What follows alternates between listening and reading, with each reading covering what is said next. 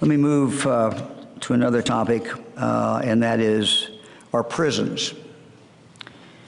Whenever we have a gathering of people during this coronavirus crisis, we worry about it. And so prisons are, by their nature, a gathering of a number of people. Our director, Annette Chambers-Smith, has done a phenomenal job, as has her team. They put steps in place some time ago. They'd planned this out. Steps were in place a number of weeks ago. No visits, except virtual visiting, but no in-person visiting into our prisons. All employees are screened every day when they come in. All contractors are screened as well when they come in. The normal flow is from our jails into our state prison, and we're very, very careful to accept no one in who is evidencing any signs that they might have the virus, and all these individuals are checked as well. No one with a symptom is admitted. Director also has a 5-week period when someone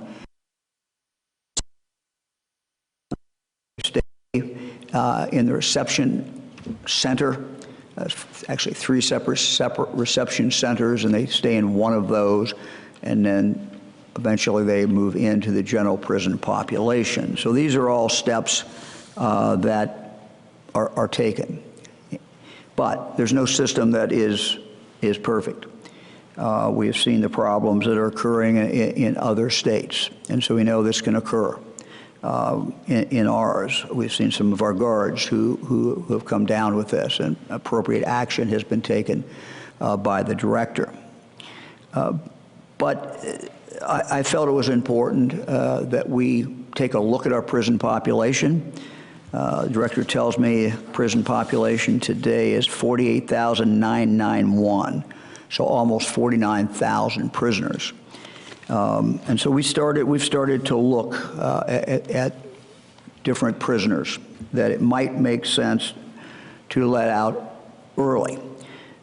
We are sending today letters to judges around the state and suggesting that they may want to look at these prisoners, 38 separate prisoners who might be released early. And let me break these down for all of you. First of all, these are not violent offenders. These are not people who are violent. It's probably a better way of saying it. These are not people who are sex offenders. These are not domestic abusers. They're not murderers. So we screened out in the process a lot of different people.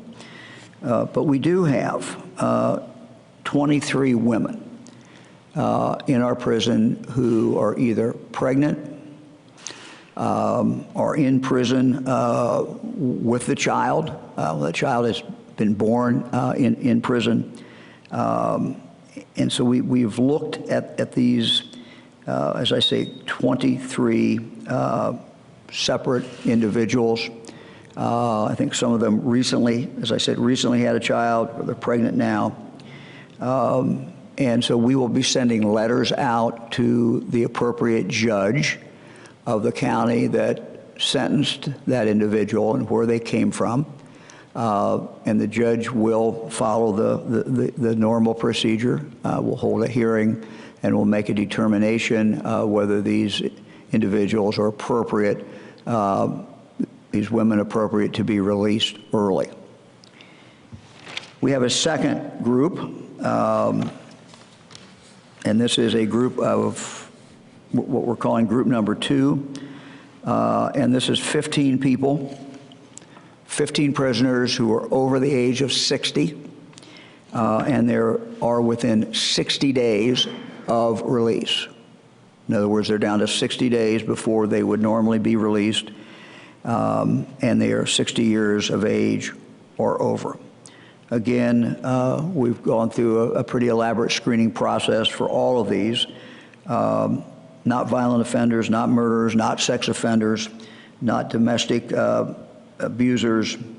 Also, we checked to see that none of them had any major infractions in prison, nor any that had outstanding warrants in other states.